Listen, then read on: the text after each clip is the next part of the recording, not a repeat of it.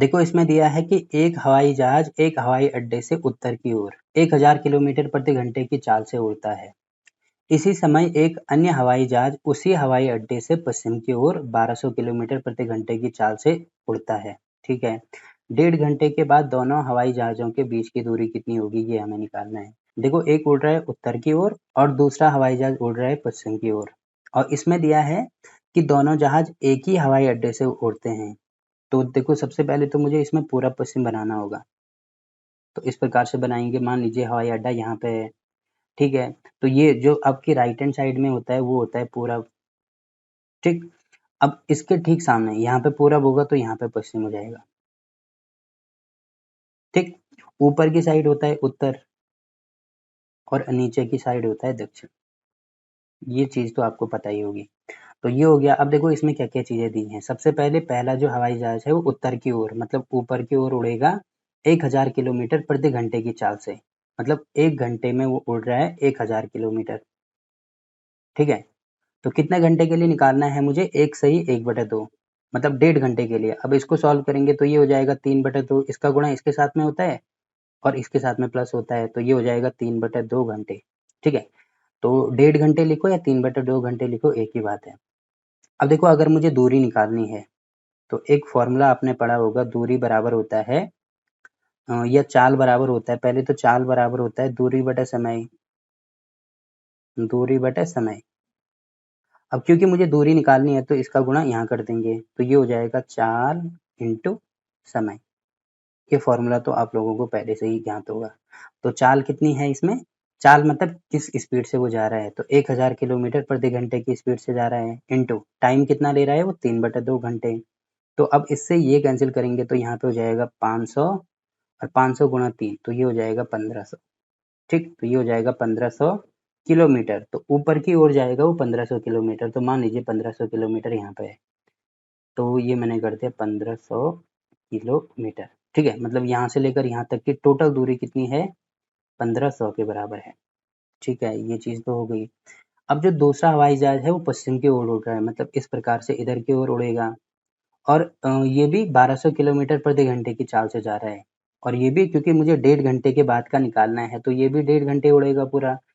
तो क्योंकि दूरी बराबर होगा चाल गुणा समय, तो इसके लिए भी चाल है हमारे पास 1200 इंटू दूरी है समय है 3/2, तो इससे ये कैंसिल करेंगे तो यहाँ पे हो जाएगा 600, तो 6 थी 18, ये हो जाएगा 1800 किलोमीटर, मतलब ये पश्चिम की ओर 1800 किलोमीटर दौड़ेगा। तो ये टोटल क्या हो जाएगा 1800 हो जाएगा। ठीक है, हमें निकालना है क्या है, 1800 मान लीजिए यहाँ पे है, तो हमें निकालना है दोनों हवाई जहाज़ों के बीच की दूरी। तो ये वाला हवाई जहाज यहाँ पे था, ये वाला यहाँ पे है, तो इनके बीच की दूरी निकालनी है, मतलब इस प्रकार से दोनों लाइनों को हम मिला देंगे। तो आप यहाँ पे देख रहे हैं यहाँ पे भी एक समकोण त्रिभुज बन रहा है, तो मान लीजिए ये ए है, ये बी है, ये सी है। तो अभी मुझे किसकी वैल्यू चाहिए, ए सी की वैल्यू चाहिए। तो इसके लिए भी हमें क्या करना होगा, यहाँ पे पाइथागोरस प्रमेय का यूज करना होगा। तो ये चीज आप यहाँ पे लिखेंगे। देखो ये तो अभी मैंने आपको रफ के लिए बताया है, यहाँ पे आप इसको फेयर में कैसे लिखेंगे, पहले मैं इसको मिटा देता हूँ।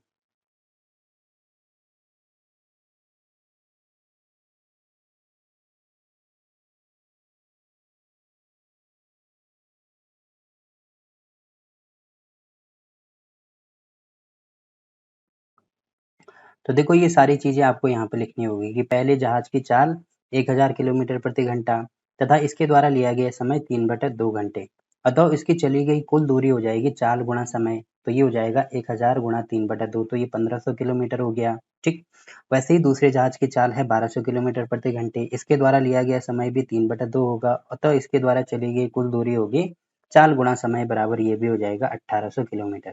ठीक, तो ये इतना हमने यहाँ पे कर दिया।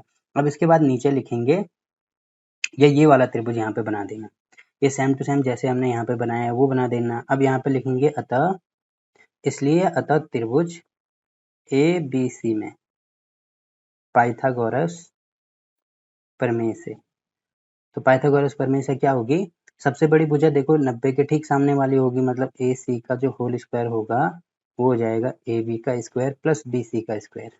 ठीक है, ए बी का स्क्वायर हमें दिया है 1500 के बराबर है, तो ये हो जाएगा 1500 का whole square plus B C का होल स्क्वायर मतलब 1800 का होल स्क्वायर। अब देखो होल स्क्वायर है, इसका मतलब इसको सॉल्व करेंगे तो यहाँ पे क्या होगा, 1500 को मैं ऐसे लिख सकता हूँ 15 गुणा 100, इसका होल स्क्वायर। अब देखो क्योंकि बीच में गुणे का साइन है तो जो स्क्वायर है वो इसके पास भी आता है, इसके पास भी आता है, तो 15 का स्क्वायर तो होता है 225। वैसे ही 100 का स्क्वायर कितना होगा, 100 मतलब 100 के आगे पहले 2 जीरो थे तो 2 जीरो और बढ़ जाएंगे, मतलब ये हो जाएगा टोटल 1000, 1000 नहीं 10,000। प्लस वैसे ही इसको लिख सकते हैं 18 गुणा 100, तो 18 का स्क्वायर होता है 324, ठीक, इंटू यहाँ पर भी हो जाएगा 10,000। अब इनको जोड़ेंगे तो एक चीज़ आप यहाँ पे देख रहे होंगे, 10,000 यहाँ भी है, यहाँ भी है, तो 10,000 अगर मैं कॉमन लेता हूँ, 10 के आगे 4 जीरो, तो 324 और 225 बचेगा, यहाँ पे एक बार मैं लिख भी देता हूँ, प्लस 324। अब इसको सॉल्व करेंगे तो 5 और 4 9, 2 और 2 4 और 3 और 2 5, तो 549 गुणा इतना ही हो रहा है, ठीक है। अब क्योंकि ये AC का स्क्वायर है तो अगर यहाँ से स्क्वायर हटाएंगे तो यहाँ पे रूट में आ जाएगा, तो यहाँ पे भी प्लस माइनस लेने की आवश्यकता नहीं है क्योंकि ये दूरी है। अब देखो जो रूट है, क्योंकि यहाँ पे गुणे का साइन है तो इसके साथ भी आता है, इसके साथ भी आता है, तो यहाँ पे मैं लिख दूंगा रूट 549 इंटू रूट में 1 2 3 4। अब 1000 का मतलब मैंने बोला था कि 2 नंबर के बदले 1 नंबर आता है रूट के साथ में, तो 2 जीरो के बदले 1 जीरो आएगा, वैसे ही 2 जीरो के बदले 1 जीरो आएगा, तो यहाँ पे तो हो जाएगा ये 100। तो इसको मैं पहले लिख रहा हूँ यहाँ पे, तो 100 अंडर रूट में ये हो जाएगा 549, ठीक।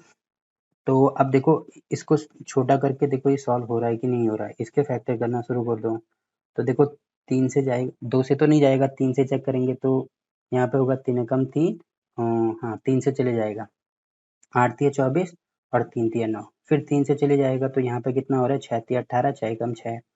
अब देखो 61 एक अभाज्य संख्या है, मतलब इसमें तो 61 का ही भाग जाएगा, तो 2 के बदले 1 नंबर आता है रूट में, तो यहाँ पे आ जाएगा इसके बदले 100 गुणा 3 और साथ में यहाँ पे 61 है तो ये रूट में आ जाएगा, क्योंकि ये एक ही बार आ रहा है तो इसका गुणा करेंगे तो ये हो जाएगा 300 इंटू रूट 61।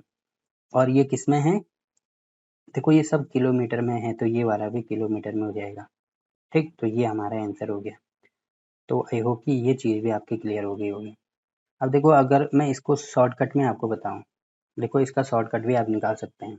कैसे निकालेंगे, जैसे कि आप यहाँ पे देख रहे होंगे ये 1500 है, ठीक है, ये कितना है, ये 1800 है, ठीक है, और ये वाला कितना है, देखो ये वाला अगर हमें नहीं पता तो इसको x मान लो, तो इनका अनुपात करके हम निकाल सकते हैं। देखो जैसे अगर मैं इसको और छोटा करूं तो मुझे इसको 100 से भाग करना होगा, तो एक नंबर मैंने 100 से भाग कर दिया तो सब मुझे 100 से भाग करने होंगे, यहाँ पे भी 100 से भाग करना होगा, यहाँ पे भी 100 से भाग करना होगा। तो उस कंडीशन में देखो 2 जीरो से 2 जीरो कैंसिल हो रहे हैं, ये 2 जीरो से ये 2 जीरो कैंसिल हो रहे हैं, तो यहाँ पे हो रहा है ये 15 अनुपात यहाँ पे हो रहा है 18 अनुपात यहाँ पे हो रहा है x बटे 100, ठीक। इसको ऐसे रहने दो। अब यहाँ पे देख रहे होंगे इसको और छोटा किया जा सकता है, इसको अगर मैं 6 से भाग करता हूँ, 6 से नहीं 3 से भाग करता हूँ, वैसे इसको भी 3 से भाग करता हूँ, तो इसको भी 3 से भाग करना पड़ेगा, तो इससे ये कैंसिल यहाँ पे बचेगा 5, इससे ये कैंसिल यहाँ पे बचेगा कितना 6, तो ये हो रहा है 5 अनुपात 6 अनुपात यहाँ पे हो जाएगा x बटे 300, ठीक। अब थोड़ी देर के लिए मान लीजिए ये क्या है, ये a है, तो ये हो जाएगा 5 अनुपात 6 अनुपात a। अब क्योंकि ये सारे ये समकोण त्रिभुज की भुजाएं हैं तो ये भी जितना छोटा करेंगे ये भी समकोण त्रिभुज की भुजाएं ही होंगी। तो आप देख रहे होंगे इसमें कर्ण कौन सा था, कर्ण था इसमें x, तो यहाँ पे भी ये वाला तो कर्ण ही होगा, मतलब जो a है वो तो कर्ण ही होगा, तो a स्क्वायर।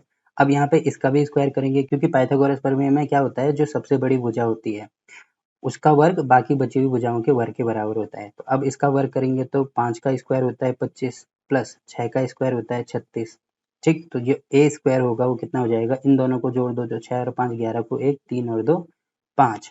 अब केवल एक ही वैल्यू अगर मुझे चाहिए तो ये वाला हो जाएगा, 3 और 2 5 और एक 6 होगा यहाँ पे, क्योंकि एक हासिल यहाँ का भी होगा तो ये हो जाएगा अंडर रूट में 61। अब एक ही वैल्यू, क्योंकि ये मैंने a माना था तो एक ही वैल्यू आ रही है अंडर रूट में 61, तो यहाँ पे इसकी वैल्यू भी किसके बराबर होगी 300, क्योंकि ये एक ही वैल्यू है तो ये बराबर हो जाएगा रूट 61। अब मुझे क्योंकि x की वैल्यू चाहिए तो इसका गुणा यहाँ होगा, तो यहाँ पे हो जाएगा 300 रूट 61। तो ऐसे भी इसको सॉल्व कर सकते हैं, ठीक है। इससे मैंने इसको और आसान करके सॉल्व कर दिया, तो इतनी सारी कैलकुलेशन आपको यहाँ पे नहीं करनी पड़ेगी। यहाँ पे आप देखो 300 और रूट 61, यहाँ पे भी 300 और रूट 61 ही आंसर आ रहा है।